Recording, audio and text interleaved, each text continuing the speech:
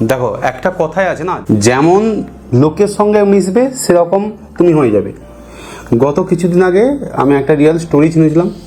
ছেলেটা পড়াশোনায় খুবই ভালো ছিল এবং সেই প্রত্যেকটা সাবজেক্টে স্টার মার্ক পেয়েছে। 12-এর পর সে ইঞ্জিনিয়ারিং পড়তে চলে যায়। ইঞ্জিনিয়ারিং পড়তে গিয়ে সেখানে হোস্টেলে থাকে এবং হোস্টেলে তো আপনারা জানেনই, যেটা মাতালদের সঙ্গে থেকে থাকে।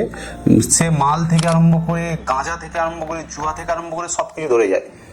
যখন 4th ইয়ার কমপ্লিট করে বেরায়, সে এক জুয়ারু, তার ব্রেনে আর কিছুই নেই, ব্রেন ফাঁকা।